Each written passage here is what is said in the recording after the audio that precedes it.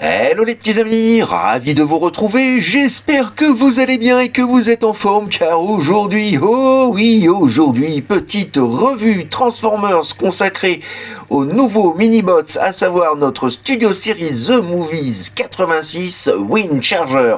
Enfin, un nouveau mini-bots à ajouter à ma collection. J'adore les mini-bots, donc voilà, je suis vraiment relativement content, même plutôt très content, allez, de le posséder, enfin de pouvoir l'ajouter à ma collection. Voilà, les présentations sont faites, donc passons dès à présent au vif du sujet. Allez, c'est parti, let's go! Wouhou! One shall stand, one shall fall. Why throw away your life so recklessly? That's a question you should ask yourself, Megatron. No! Et tradition oblige, nous commencerons les présentations par la boîte avec un artwork plutôt correct. Je dis correct parce qu'autant le mode véhicule est plutôt sympa, autant voilà, le visage de Wind Charger n'est vraiment pas celui qu'on voit dans le dessin animé ni dans le film de 86. Sur la tranche latérale droite, voilà, pas grand chose à dire, hein, c'est la guerre sur Cybertron. Sur la tranche latérale gauche, à nouveau un autre Wind Charger et sa tête donc en gros plan. Voilà, tête que je trouve toujours assez mal dessiné. Et au dos de la boîte, donc, eh bien, sans grande surprise, le traditionnel produit commercial, à savoir donc notre Wind Charger dans son mode bot, dans son mode véhicule. Et on nous indique également donc que la transformation se fait en 12 étapes. À l'intérieur de cette boîte, nous retrouverons bien entendu la notice. Niveau accessoires, nous aurons donc droit, voilà, à son petit blaster. Assez bien réalisé, pas grand chose de négatif à dire, quelques petites moulures et autres, voilà, donc dans un ton bien entendu monochrome. Et pour finir, nous retrouvons également donc un petit effet translucide que l'on peut utiliser tant en mode véhicule qu'en mode robot, représentant donc bien des scènes du dessin animé avec ces fameux pouvoirs magnétiques. Et voilà ce que nous avons donc. Niveau accessoires, pas plus, pas moins, et c'est déjà mieux que rien. Et passons à présent aux choses sérieuses, donc avec la présentation de notre petit Wind Charger, inspiré donc de la Pontiac Firebird Transam. Bien entendu, nous retrouvons ici, puisqu'il s'agit d'un Studio Series, le choix étant d'être fidèle donc au dessin animé, nous retrouvons donc voilà ce véhicule Pontiac dans un mode super deformed. Je sais que tout le monde n'aime pas, moi je le trouve plutôt assez mignon en mode véhicule, c'est bien ce qu'on a dans le dessin animé, donc voilà, pas grand chose de négatif à dire. Et puis le jouet était à peu près similaire, le jouet G1, donc on verra ça tout à l'heure dans les comparatifs. Nous avons donc voilà un très joli pare-brise en bleu translucide, ainsi que les vitres latérales, ça j'aime beaucoup. Nous retrouvons juste ici sur le capot, voilà, un très gros symbole Autobots, histoire que voilà, on ne se fasse pas de mauvaises idées. Et puis donc à l'avant, un très joli pare-choc avec les feux tout chromés, voilà. Belle finition. De face, de côté, donc maintenant nous retrouvons donc eh bien pas grand chose. Le modèle est assez light, on va dire. Nous avons les petits détails du dessin animé néanmoins, donc la porte et le petit capuchon donc du réservoir à essence. On a des pneus tout terrain. Voilà, petit à l'avant et plus gros à l'arrière. Côté super deformed, donc oblige. Côté dessin animé aussi. Et donc nous avons également donc de très jolies jantes, voilà, métallisées. Ça c'est vraiment sympa. À l'arrière, pas grand chose à dire. On a l'arrière donc du pare-brise peint comme le jouet. Et puis voilà, on aurait peut-être aimé avoir un petit peu de touche de peinture pour les feux arrière, histoire de voilà d'agrémenter le tout, parce que l'arrière, voilà, cette partie-là en dessous n'est pas très jolie. Voilà, sinon globalement le véhicule est quand même plutôt réussi. Niveau undercarriage, eh bien bon sans grande surprise, mais il s'agit d'un mini-bot, donc voilà, on sait où se trouvent du coup les bras et les jambes. Nous avons le torse, le slibard et le syndrome du cucu de la tête visible. Donc voilà, la tête heureusement étant peinte au-dessus, du coup quand on met le véhicule comme ceci, eh bien on ne voit pas le visage. Donc ça c'est quand même plutôt pas mal. Et donc Pontiac oblige. Voilà, il roule plutôt pas mal. Enfin bref, il fait le taf. Donc voilà, un petit véhicule assez mignon. Et donc concernant le stockage des accessoires, eh bien vous pouvez donc prendre et placer le blaster. Vous voyez, vous avez ici deux petits ergots au choix. Alors je vais faire une petite mise au point. Voilà, donc vous prenez votre blaster, vous avez une petite encoche, vous venez le placer juste ici, comme ceci. Hop, voilà. Tac.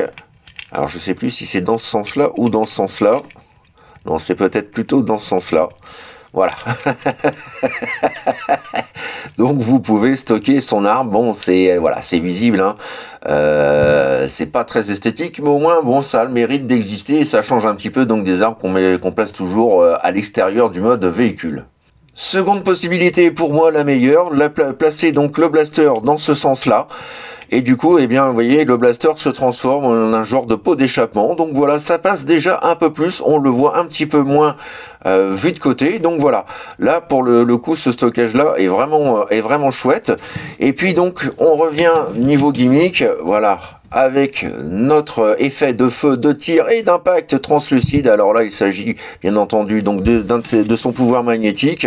Et bien voilà, vous avez un petit ergot ici, une encoche juste là, et vous pouvez directement, hop, voilà, venir placer son effet. Voilà, et on retrouve donc quelques scènes du dessin animé. Voilà, ça fait quand même vachement plaisir de retrouver donc voilà ces petits détails supplémentaires. Alors bien entendu on est dans une gamme Studio Series, donc ça paraît un petit peu normal d'avoir ce genre d'effet, mais bon voilà, on les a et moi je le trouve plutôt mignon. Et puis bon, on peut l'exposer pourquoi pas en mode véhicule avec l'effet, ça ne dérange pas plus que ça. Et pour finir avec le mode véhicule, petite photo de famille aux côtés de notre bon vieux et précieux G1. Et comme je vous le disais, on retrouve la même forme avec les énormes roues à l'arrière et les roues plus petites à l'avant. Voilà. Donc ce qui est bien, c'est que du coup, eh bien, qu'on soit fan du jouet ou du dessin animé, au moins tout le monde est d'accord. Petite photo de famille à présent aux côtés donc du Chug Reveal the Shield. Voilà, que je trouve toujours aussi beau, à savoir qu'il est sorti en 2010, voilà, ça fait déjà un bail, mais voilà, je trouve que on avait donc ce concept avec cette collection de véhicules plus adaptés à nos véhicules contemporains, et je trouvais donc cette évolution superbe avec de très très belles finitions de peinture et autres, voilà. Donc ce petit précieux également que j'aime toujours autant, que je trouve toujours aussi beau et aussi fun à transformer.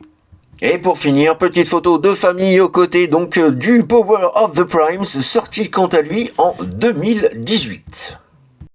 Il est grand temps de passer à présent à la troisième partie de notre vidéo, à savoir le mode transformation, 12 étapes pour un mini de luxe. Ça ne fait pas beaucoup d'étapes, mais d'un autre côté, vous allez voir que l'ingénierie est vraiment très astucieuse pour ça, franchement, rien à dire. Et donc, comme quoi, il n'y a pas besoin de 50 étapes non plus dans un robot pour avoir quelque chose au résultat très propre. Alors, nous allons, hop là, tout d'abord commencer, Monsieur Focus, merci, à venir déclipser, voilà, les roues arrière vers l'extérieur, comme ceci. Et ensuite, donc, vous allez pouvoir prendre l'avant du capot. Vous venez le déclipser. Vous avez plusieurs clips un petit peu partout, hein, y compris, voilà, au-dessus des vitres. Voilà, vous faites basculer le tout comme ceci. Ça vous donne ça. Et pour ceux qui ont connu les jouets Transformers Prime, on retrouve donc une transformation très proche de ce que proposaient donc les Véhicons. Voilà, je vais y arriver. Et donc voilà, je trouve ça vraiment très bien foutu. Quand c'est fait, donc vous pouvez venir séparer les jambes en deux comme ceci, et on a le concept donc de l'accordéon, à savoir que voilà, vous pouvez rentrer cette partie là, ensuite comme ceci, vous rentrez la roue à l'intérieur de la jambe comme ceci, et ensuite vous venez amener l'ensemble. Vous avez un petit ergot qui se trouve juste ici et qui vient se fixer ici. Voilà, tac. Nous avons donc la première jambe de transformer. Même chose pour la seconde. On rentre la roue, cette partie-là, hop, accordéon, et on vient revenir loquer, éclipser, voilà, la seconde jambe. Donc vous voyez, hein, peu d'étapes, mais extrêmement bien conçu et pensé. Ensuite, on revient dans le dos comme ceci. On va venir, hop, écarter légèrement ces parties-là, comme ceci. Et quand c'est fait, vous prenez donc l'intégralité du cockpit et vous venez, grâce à ce double charnière, hop, voilà, le ramener vers le haut, comme ceci. Ce qui a pour effet de pouvoir libérer, du coup, voilà, les poings et les bras, comme ceci. Nous les faisons basculer vers le bas, comme ceci. Petite rotation du coude, comme ça. On sort la mimine. Pour finir, on fait une rotation de la roue arrière afin que la roue passe de l'avant à l'arrière. Vous voyez, là encore, c'est très bien pensé. Voilà, on abaisse, on sort la mimine et hop, rotation de la roue, comme ceci. Voilà. Et dernière étape, vous avez donc voilà un petit ergot ici et l'ergot femelle qui se trouve là. On vient remonter complètement donc l'arrière du backpack pour loquer, voilà, comme ça, ces deux parties-là. Voilà, ça m'a l'air d'être correct. Plus qu'à lui ajouter son petit pampan. Hop là. Très adroit, moi je suis. Voilà, on lui met le pampan dans la main. Et voilà, on le positionne. Tac, tac, tac. Et voilà, les amis, notre petit Windcharger transformé. Yes!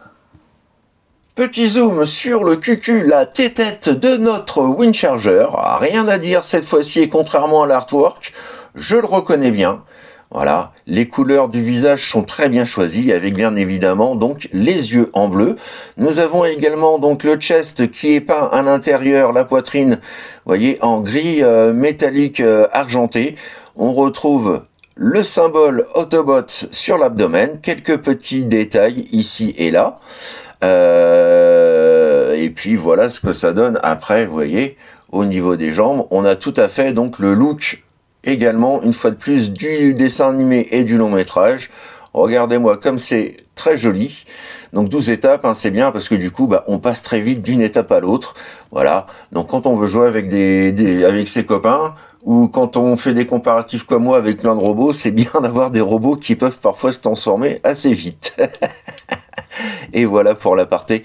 Non, franchement, voilà. Il est très très réussi.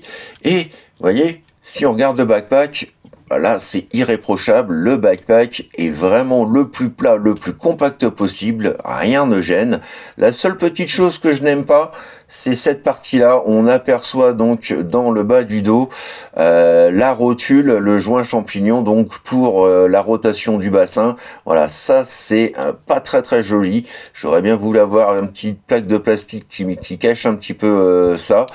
Et surtout, bon, d'un côté, l'ingénierie apporte un truc super, mais de l'autre côté, avec les limites de transformation proposées par les studios Series, je le rappelle, on n'est pas dans du masterpiece, et surtout la petite échelle des véhicules, eh bien voilà, on se retrouve avec ce genre de choses-là. Vous voyez, la transformation en elle-même du capot tout autour et du toit et du moteur tout autour de la roue pour former le bas de la jambe, ça je trouve ça génial. Par contre, vous voyez cette ouverture-là de chaque côté, bref, c'est pas très très joli. Alors je ne vois pas comment ils auraient pu masquer cette partie-là. De toute façon, ça me paraît totalement impossible au vu du choix qu'ils ont opté pour la transformation. Donc voilà, si vous n'aimez pas les gros jours vides ou autres, bon, la roue vient habiller quand même un petit peu, mais c'est vrai que voilà, on a quelque chose de pas très très joli, je trouve. Mais bon, rien d'affolant, ça ne, voilà, le robot quand on le met comme ça, il reste néanmoins très très joli. Voilà donc pour les points positifs et pour les points négatifs. Alors niveau articulation, et bien qu'il s'agisse donc d'un mini-bot, il n'est tout de même pas sans reste. Nous pouvons donc effectuer une rotation à 360 de la tête, celle-ci étant donc sur joint champignon. On pourrait penser que avec son casque en forme de boîte, eh bien voilà, on ne peut pas lever et baisser la tête, hein, vous voyez, c'est rigide. Néanmoins, nous avons ici donc voilà une petite manivelle, un petit poussoir que l'on peut donc lever ou baisser. Et vous allez voir, c'est vraiment très sympathique ce qu'Hasbro nous fait, puisque vous voyez, en appuyant dessus, on peut lever la tête. Et en rappuyant vers le haut, on peut la recentrer. Donc ça, voilà, c'est quelque chose d'assez sympathique. J'aimerais bien voir ces efforts-là un peu plus souvent sur certains robots. Donc, pour le coup, bravo à Hasbro. Donc, niveau articulation du bras, eh bien, en jouant donc sur l'articulation juste ici, nous avons donc une amplitude vraiment optimum, on peut pas lui demander plus, il fait le maximum. Nous avons bien entendu une rotation à 360 du bras, nous avons donc une articulation du coude à 90 degrés, c'est absolument parfait, et nous pouvons également donc pivoter le bras à 360. Le point est fixe malheureusement. Alors de par la transformation, vous pouvez le lever, le baisser, mais c'est tout ce que vous pourrez faire. Nous avons une rotation donc du bassin également à 360. Le grand écart JCVD. Allez, Jean-Claude Van Damme, qu'est-ce que tu nous proposes? Eh bien, regardez-moi ça. Hop, une souplesse exemplaire. Voilà, il gère parfaitement la pose. Et le grand écart latéral, eh bien, là encore, c'est un sans faute. Pas de backpack, rien du tout. Il n'est gêné de nulle part. Donc voilà, on a vraiment une super amplitude de mouvement. Nous pouvons également donc, voilà, grâce au joint champignon, au niveau de la cuisse, effectuer une rotation à 360 de la jambe. Et nous avons donc une articulation du genou. Alors vous allez voir, c'est assez particulier puisque le genou se retrouve juste ici. Hop, voilà. Donc nous avons une première articulation juste ici au niveau du genou et une seconde juste ici au niveau du pied. Donc voilà, on peut également hop, effectuer ce genre de position là, c'est pas trop mal. Et pour finir donc, alors nous pouvons lever et baisser le pied également, voilà, l'incliner de l'intérieur vers l'extérieur. Donc voilà, mini bots, mais comme l'Epimousse, il est petit et costaud et donc on a vraiment de quoi s'éclater en termes de pose.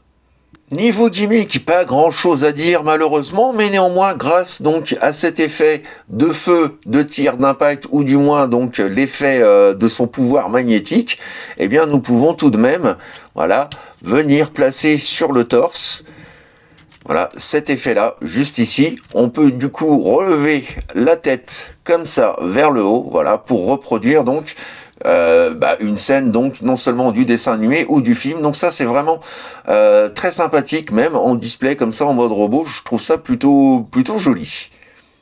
Et niveau stockage de l'arme, encore un bon point puisque on peut, voilà, venir placer le petit pampan comme ça derrière ses fesses. Voilà, c'est plutôt pas mal. Et on peut également, donc du coup, venir stocker, voilà, l'effet juste ici. C'est quelque chose de pas très courant, hein, de pouvoir stocker donc les effets des personnages en mode robot. Donc là, c'est pareil, hein, voilà, c'est un petit détail, mais quand même à souligner. Donc merci encore une fois de plus à Hasbro pour voilà, pour s'être cassé un petit peu la tête pour une fois. Au moins, on est sûr de pas le paumer. Donc voilà pour les petits stockages des armes et je crois qu'on a fait on a fait vraiment le tour donc du mode robot.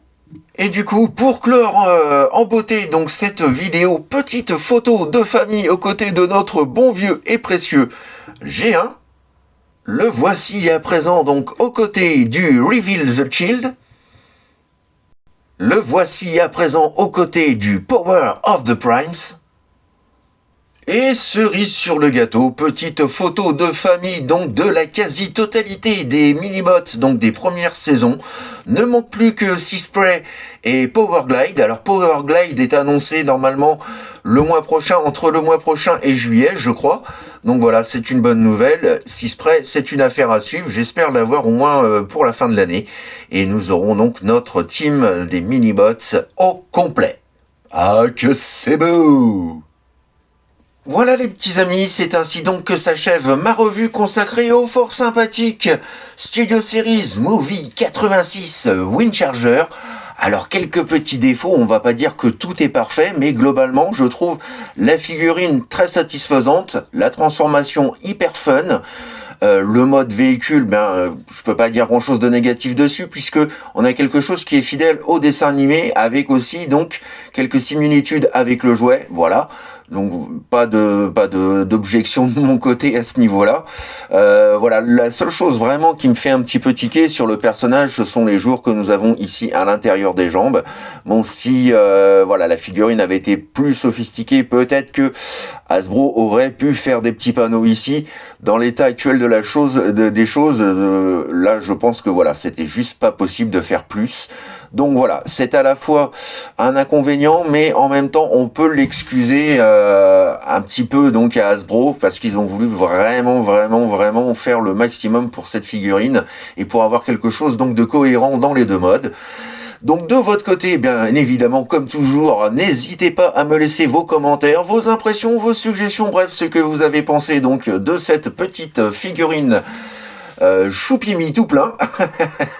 D'avance également, donc merci pour tous vos petits pouces et bien évidemment tous vos petits boosts qui, vous le savez, sont source de joie, de bonne humeur pour votre papy. Et puis bah voilà, ça met la patate, on va pas se le cacher.